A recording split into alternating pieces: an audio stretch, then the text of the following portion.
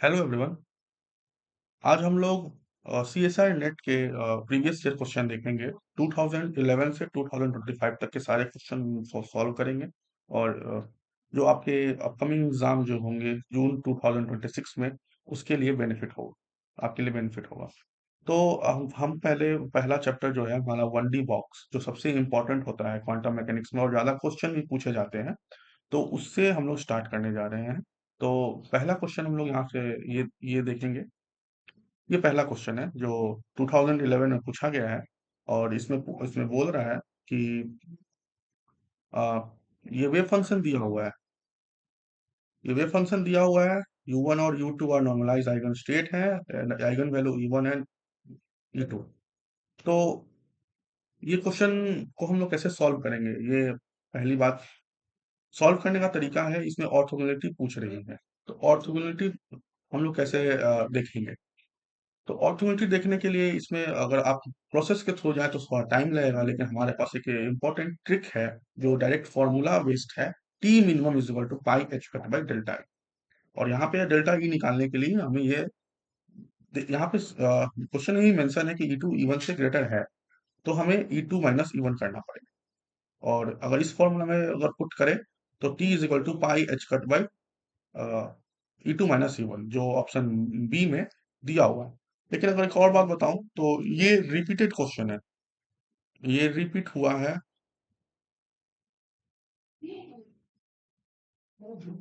2014 में इसको फिर से रिपीट किया गया था।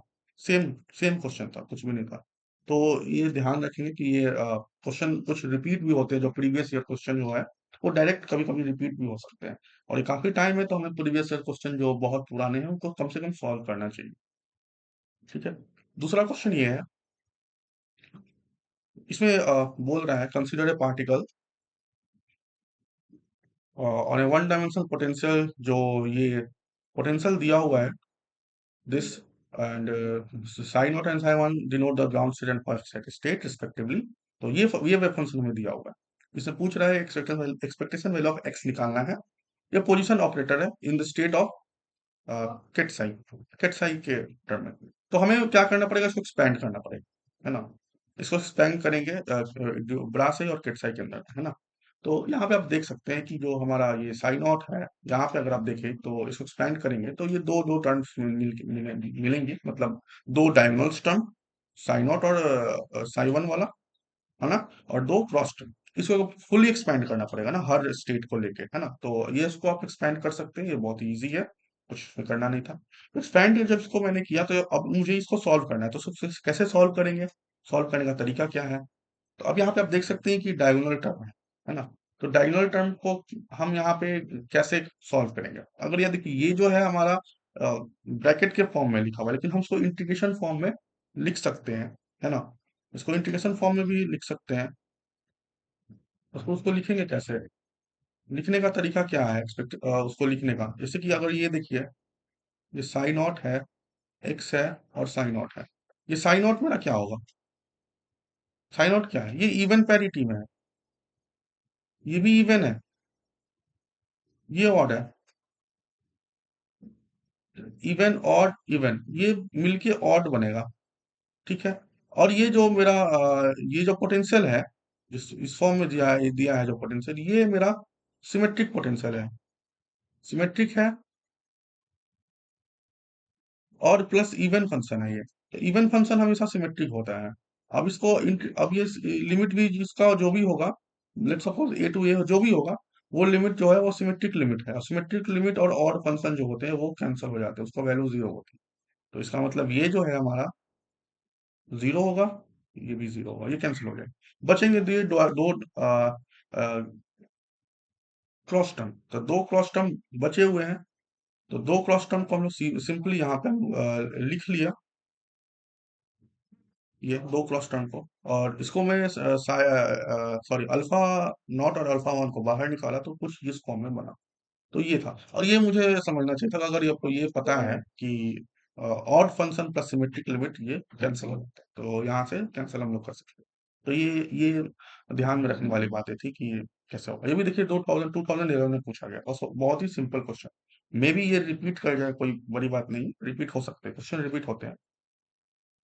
ये एक और 2011 में पूछा गया है जून में, जिसमें वेव फंक्शन दिया हुआ है, साई नॉट और psi one are normalised eigen function with energy E naught and E one. तो जब भी ये वेव फंक्शन दिया हो और एक्सपेक्टेशन वैल्यू ऑफ एनर्जी इसमें फाइंड आउट करनी है, प्रोसेस देखते हैं कि पहला हमारा प्रोसेस ये है कि हमें नॉर्मलाइजेशन चेक करना पड़ेगा वो है या नहीं है। अगर नॉर्मलाइजेशन नहीं है तो हमें पहले उसको नॉर्मलाइज करना पड़ेगा। अब ऐसे नॉर्मलाइज किया हमने तो ये देखा कि ये नॉर्मलाइज नहीं है, तो हमें नॉर्मलाइज करना पड़ेगा। अब नॉर्मलाइज करने का ये सिंपल टेक्निक है कि ए को इस फॉर्म में लिख दीजिए, C1 + C2 का मॉड का होल स्क्वायर। तो ये कुछ ये एक का टर्म बनेगा और इसी एक को टर्म को यहाँ पे जो नॉर्मलाइजेशन कांस्टेंट बोलते हैं उसको यहाँ पे मल्टीप्लाई करना पड़ेगा। अब मैंने मल्टीप्लाई किया तो ये न्यू साइन बन के निकला। ठीक है, यहाँ पर इमेजिनरी है तो घबराना नहीं है, आई स्क्वायर जो होता है वो -1 होता है, लेकिन मॉड में रहता है तो वहां से सिर्फ 1 निकलेगा। तो ये फॉर्म बना मेरा। अब इस फॉर्म को हम यहाँ पे एक्सपेक्टेशन वैल्यू ऑफ एनर्जी के टर्म में यहाँ पे लिखें, तो अब यहाँ पे क्या है, प्रोबेबिलिटी इनटू एनर्जी। तो प्रोबेबिलिटी जो है हमारा यहाँ पे क्या है, 1/3। यहाँ पे प्रोबेबिलिटी 2/3। और ये एनर्जी ई नॉट और ई वन, क्योंकि ये ऑप्शन में इसी फॉर्म में दिया हुआ है तो हमें इसी फॉर्म में इसको लेना पड़ेगा, है ना, इसी फॉर्म में इसको लेना पड़ेगा। ई नॉट प्लस 2E1/3, तो ये ऑप्शन डी जो है वो मैच कर रहा है। तो आप देख सकते हैं बहुत ही इजी क्वेश्चन है, कुछ करना नहीं। हाँ, लेकिन फर्स्ट पहले आपको नॉर्मलाइजेशन देखना पड़ेगा, नॉर्मलाइज है या नहीं। बहुत से स्टूडेंट्स क्या करेंगे कि इसी में फॉर्म लगा देंगे। नॉर्मलाइजेशन पहले चेक कीजिए, है तो ठीक है, नहीं है तो उसको नॉर्मलाइज करना पड़ेगा। मैं बार बार ये बताया हूँ। अब ये अगला क्वेश्चन है जो जून 2012 में पूछा गया था।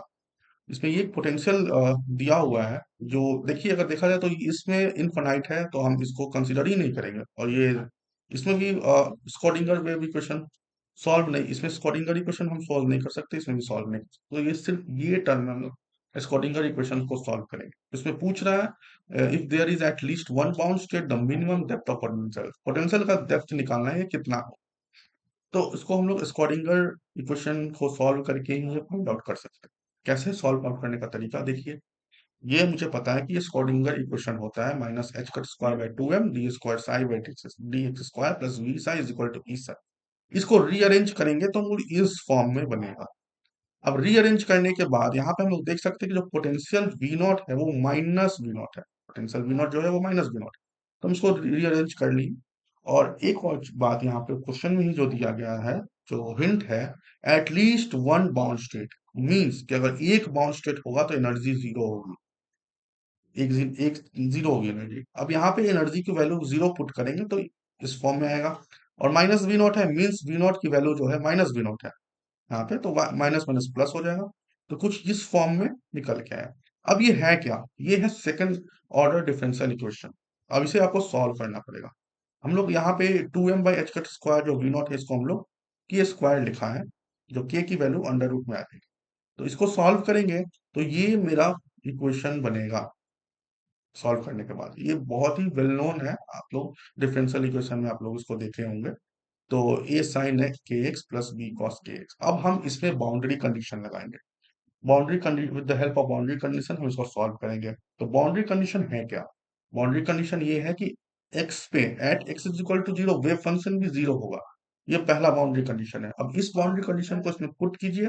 पुट करने के बाद आपको मालूम चलेगा कि बी जो है वो जीरो हो रहा है, मीन्स कि हमारा जो वेव फंक्शन सिर्फ ये बनेगा।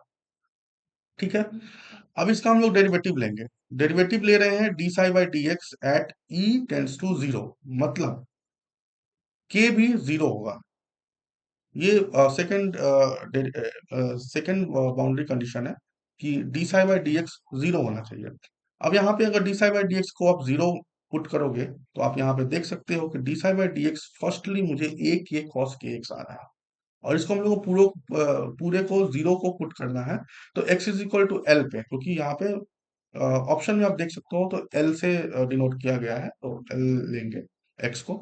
अब यहाँ पे आप देख सकते हैं कि ए के कॉस के एक्स मेरा जीरो आ रहा है, मतलब दिस टर्म भी जीरो हो जाएगा, तो बचेगा मुझे ये term cos K L is equal to zero. अब के एल जो है जीरो कब हुआ, कॉस π/2 पे जीरो होता है। मिनिमम पूछ रहा है तो पहला लेंगे π/2, और भी टर्म में फिर भी जीरो हो सकता है, लेकिन मिनिमम पूछ रहा है तो मैंने π/2 पहला टर्म में जो जीरो आता है वो लिया 90 डिग्री का। हाँ, तो के की वैल्यू हमारी ये पहले से पता थी, अब इसमें हम लोग इसमें पुट करेंगे तो पाई बाई 2 इसको सॉल्व करेंगे तो पोटेंशियल का ये आ रहा है, तो मिनिमम ये डेप्थ होगा पोटेंशियल का pi square H square by 8 ml square. तो यहाँ पे आप लोग देख सकते हैं कि ये जो ऑप्शन जो है, पहला ऑप्शन ही मैच कर रहा है, ये पहला ऑप्शन इसका मैच कर रहा है, तो इसका आंसर ए होगा। तो ये जून 2012 में पूछा गया था, हमेशा याद रखें कि इसमें स्क्रोडिंगर वेव इक्वेशन आपको स्क्रोडिंगर इक्वेशन सॉल्व करना पड़ेगा। अगर इसे सॉल्व करने से नहीं, इसको सॉल्व करने का तरीका है, ये यही तरीका है, और पहला बाउंड्री कंडीशन यही हमेशा रहेगा।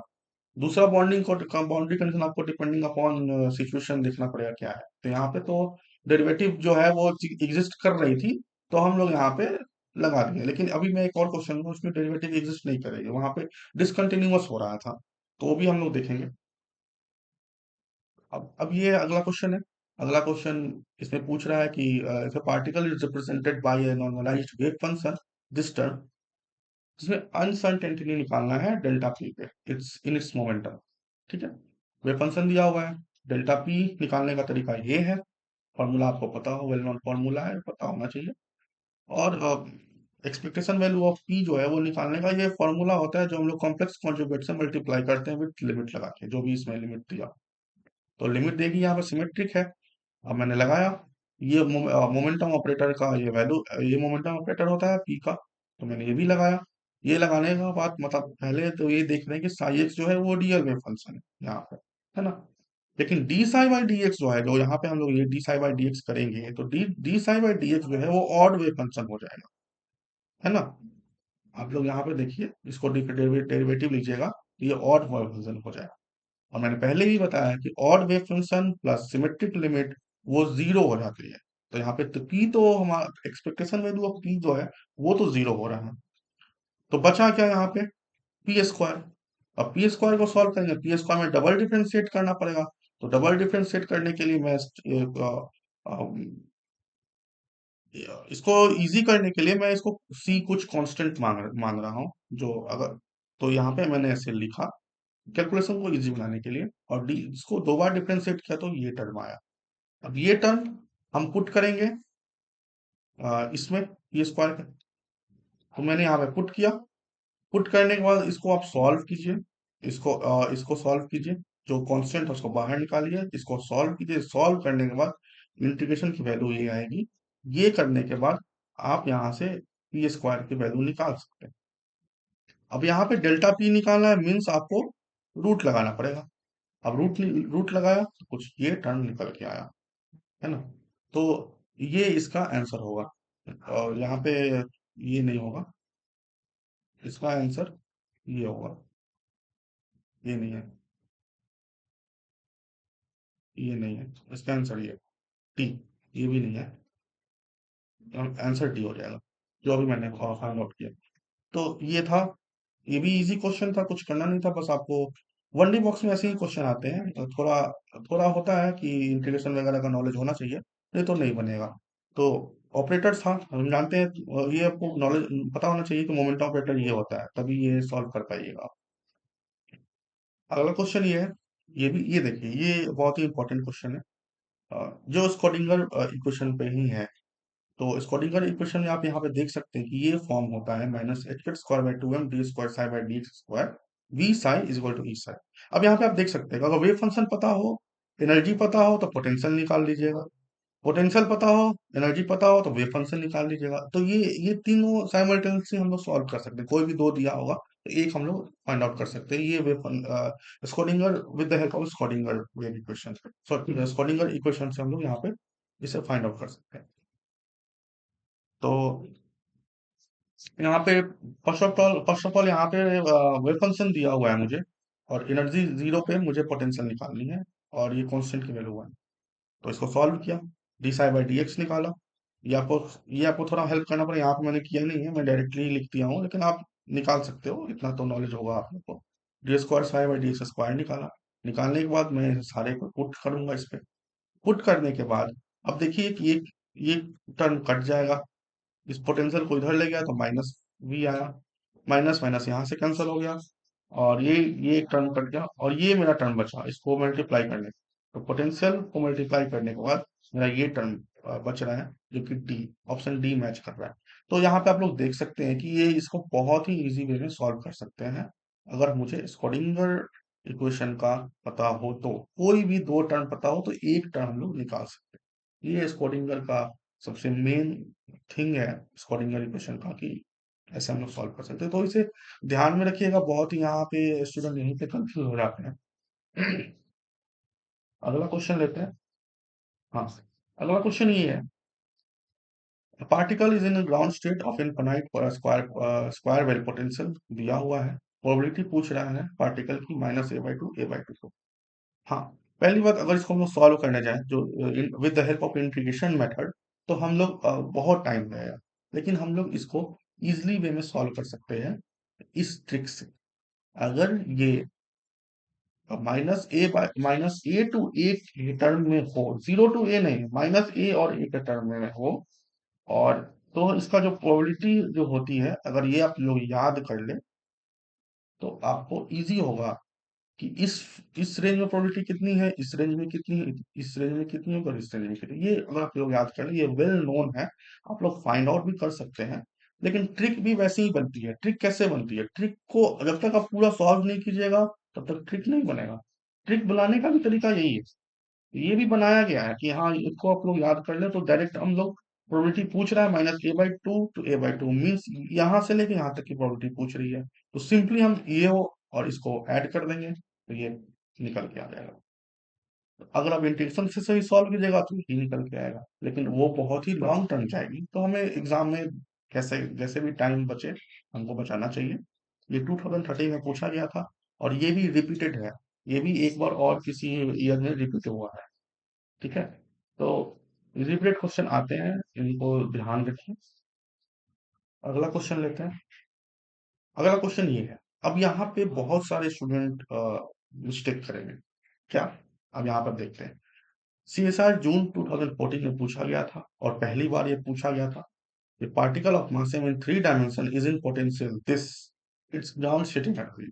अब बहुत सारे स्टूडेंट क्या करेंगे, लगाएंगे एनर्जी एनर्जी बॉक्स की जो है हमारा 3D में, nx² + ny² nz² π² h² 2ml², अगर वो आप लगाइएगा तो आपका ये ऑप्शन मैच करेगा, और बहुत सारे ऑप्शन ये मैच किया, आपने टिक करके आ गया, और ये आपको लगा ये सही है, लेकिन गलत है।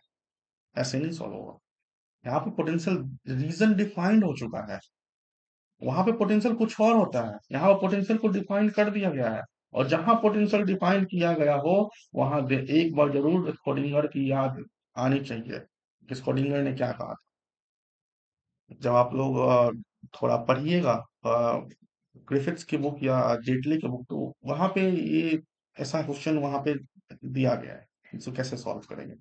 तो जब लेक्चर्स लेंगे तब वहां पे बताएंगे। फिलहाल अभी इसको हम लोग रेडियल वेव फंक्शन से, रेडियल से 3 डायमेंशन है ना, तो रेडियल इक्वेशन से ही सॉल्व करेंगे, ना ही कि वो कार्टेशियन कोऑर्डिनेट वाला जो ई एक्स और ई वाई और ई जेड करके जो हम लोग सॉल्व करते हैं, वहां से सॉल्व नहीं होगा। अब यहाँ पे देखते हैं स्क्रोडिंगर वेव इक्वेशन डी इसको इस फॉर्म में मैंने लिख दिया, जो कि रीअरेंज करके लिखा गया है, जो मैंने पिछले दो क्वेश्चन में बताया। फॉर आर लेस देन ए, मतलब इस पे हम लोग सॉल्व कर सकते हैं जो पोटेंशियल 0 दिया हुआ है, और किसी में तो होगा नहीं, तो इस पे मैंने सॉल्व किया। इन्फिनिटी पे तो कर नहीं सकते हैं, फिर सॉल्व किया तो ये आया। इसको ये भी वेल नोन है, अभी मैंने बताया, इसका इक्वेशन निकल के आएगा, सोल्यूशन निकल के आएगा, ये ये भी पहला बाउंड्री कंडीशन भी यही है जो मैंने अभी प्रीवियस में बताया, प्रीवियस क्वेश्चन में। तो ये भी है, यहाँ पे लगाया तो बी 0 हो गया, ये निकल के आया। अब यहाँ पे एक और चीज ये है कि हम लोग डेरिवेटिव भी लगा सकते हैं, जो पिछले बार में लगाया, लेकिन जब हम लोग डेरिवेटिव लगाएंगे ना, जब हम लोग डेरिवेटिव जैसे यहाँ पे डेरिवेटिव लगाएंगे, जैसे कि ये dψ/dx है ना, तो आप इसको लगाइएगा। लगाने के बाद आपको मालूम चलेगा कि ये डिसकंटिन्यूअस है, मे बी ये डिसकंटिन्यूअस हो सकता है। अब जब डिसकंटिन्यूअस हो सकता है, तो हम इसको नहीं लगा सकते हैं। कैसे? अगर du/dr जो यहाँ पे है, du/dr को हमने चेक करेंगे, लेकिन यहाँ पे हम लोग देख सकते हैं कि पोटेंशियल जो है, potential is an infinite wall at r is equal to a, r is equal to a पे ये इनफाइनाइट है, तो डी यू बाई जो डी आर होगा वो कैन बी डिसकंटिन्यूअस हो सकता है। और वैसे भी हम लोग इसी इसी ये जो टर्म है ना इसी से ही निकल जाएगा, हमें ये चेक करना पड़ता है कि होगा कि नहीं होगा, है ना। तो क्योंकि यहाँ पे दिया हुआ है, तो potential is an infinite wall at R is equal to A, है ना। तो ये लगाया, ये निकल के आया, इसमें मैंने यूए को जीरो पुट किया, तो साइन के जीरो निकल के आया, के यहाँ पे एन पाई होगा। और क्वेश्चन में ही बोल रहा है कि ग्राउंड स्टेट मीन्स एन को मैंने वन लेना पड़ेगा, एन को वन लिया, K is equal to pi by A, और हम लोग जानते हैं एनर्जी जो होता है P square by two M होता है ना। तो पी स्क्वायर को हम लोग एच कट के भी लिखते हैं ना, पी को एच कट के, तो एच कट के को स्क्वायर करेंगे तो ये आएगा, और यहाँ पे आप के की वैल्यू पुट कीजिए, ये एनर्जी निकल के आएगी, जो कि ये है ऑप्शन ऑप्शन ए, तो ऑप्शन ए यहाँ पे सही होगा। तो कुछ इस वे में इसको सॉल्व करेंगे, ना कि वो कार्टेशियन वाला जो था, क्योंकि यहाँ पे रेडियल दिया हुआ है, थ्री डायमेंशन में दिया हुआ है, तो हम लोग यहाँ पे इस वे में इसको सॉल्व करेंगे। अब आप इसको चेक कीजिए, इसको चेक कीजिए D U by D R को, D U by D R को चेक कीजिएगा, ये डिसकंटिन्यूअस आएगा, क्योंकि पोटेंशियल जो है is an infinite wall at R is equal to A, है ना। आगे बढ़ते हैं, आगे क्वेश्चन, अगला क्वेश्चन देखते हैं। हाँ, अगला क्वेश्चन ये है, ये बहुत बार रिपीट किया गया क्वेश्चन है, बहुत बार, और टीआईएफआर में भी, जेस्ट में भी, और सीएसआर में तो बहुत बार रिपीट किया गया है, हर हर एग्जाम में रिपीट होता है। यहाँ पे आप देख सकते हैं कि electron is in the ground state of hydrogen atom, the probability that it is in within the Bohr radius is approximately equal to, इसे बोर रेडियस में हाइड्रोजन एटम लिया गया है, ग्राउंड स्टेट हाइड्रोजन एटम, तो Bohr radius में उसका probability होने की संभावना कितनी होगी, ये प्रोबेबिलिटी पूछ रही है।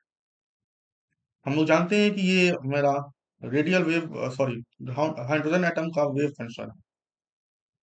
हम इसको लगाएंगे थ्री लिमिट में, जो जीरो टू ए नॉट जो हमारा बोर रेडियस है, दूसरा थीटा का limit zero to two pi, और तीसरा फाई का limit zero to two pi. Hydrogen atom spherical है, स्फेरिकल पोलर कोऑर्डिनेट का हम लोग यहाँ पे यूज करेंगे इस वेव फंक्शन पे। वेव फंक्शन के लगाने के बाद यहाँ पे हम लोग जानते हैं वेल नोन थिंग है, साइन थीटा डी फाई की वैल्यू फोर पाई होती है, in the limit of zero pi, zero to pi and zero to two pi में, फोर पाई मैंने यहाँ पे निकाला और ये बचा। अब इसको आपको सॉल्व करना पड़ेगा।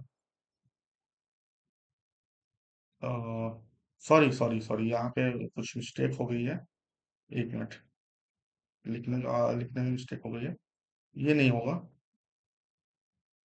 ये टर्म निकल के आएगा, ये तो फोर पाई में चला गया, ये टर्म निकल जाएगा, एक मिनट, यहाँ थोड़ी मिस्टेक हो गई है, four pi pi A naught cube zero to A, क्या क्या बचेगा, R square one by pi A naught, अच्छा पाई ए नॉट क्यूब निकाल दिया गया है ना बाहर, एक minute, pi A naught cube को बाहर निकाल लिया गया है, तो आर स्क्वायर, और बचेगा exponent E to the power minus two R by A naught D R, बाकी को बाहर निकाल लिया गया। अब इसे आप लोग सॉल्व कीजिएगा with the help of special integrals, आपको सॉल्व करना पड़ेगा। ये सॉल्व कीजिएगा तो इसकी वैल्यू निकल के आएगी हमारी 0.32, इसको मल्टीप्लाई करने के बाद, तो विद इन द रेडियस ये 0.32 आती है, मतलब 32% चांस है कि वो इनफाइनाइट, इस लिमिट में 32% चांस है कि यहाँ पर प्रोबेबिलिटी होगी विद इन द रेडियस। और दूसरा आउटसाइड द बोर रेडियस, ये भी क्वेश्चन हमेशा पूछा गया है, ये दोनों तो हमेशा पूछे ही गए हैं बहुत सारे एग्जाम्स में। तो आउटसाइड द बोर रेडियस हमारा 68% होगा, यहाँ से भी देख सकते हैं, वन माइनस जो नहीं है वो ये बाहर है, तो ये दोनों को आप लोग याद कीजिए कि जीरो टू ए नॉट में बोर रेडियस के with in the Bohr radius 32% chance है इलेक्ट्रॉन रहेगा, और बाहर रहने का चांसेस ज्यादा है 68%, है ना। तो कुछ ये क्वेश्चन था जो सी एस आर जून में प्रीवियस ईयर क्वेश्चन था। जो हम लोग 2011 से सारे क्वेश्चन सॉल्व करेंगे। अभी फिलहाल 2014 तक यहाँ हम लोग पहुंचे हैं। आगे क्वेश्चन नेक्स्ट पार्ट में आएगी, तो हम लोग एक एक करके सारे क्वेश्चन सॉल्व करेंगे जो 2025 तक अभी तक पूछे गए। ऐसे आप लोगों का रिवीजन हो जाएगा और प्लस आपके पास पीवाईक्यू के सारे सेट हो जाएंगे। हम लोग फिलहाल अभी वन डी बॉक्स पे फोकस करेंगे, उसके बाद धीरे धीरे जो हार्मोनिक ऑसिलेटर है, परटर्बेशन थ्योरी एंड जो भी थिंग्स आगे होंगे वो सबको सॉल्व करेंगे। तो अभी के लिए बस इतना ही। मिलते हैं अपने नेक्स्ट नेक्स्ट पार्ट में। तब तक के लिए थैंक यू। आगे इसको सॉल्व करते रहिए, पढ़ते रहिए। Thank you.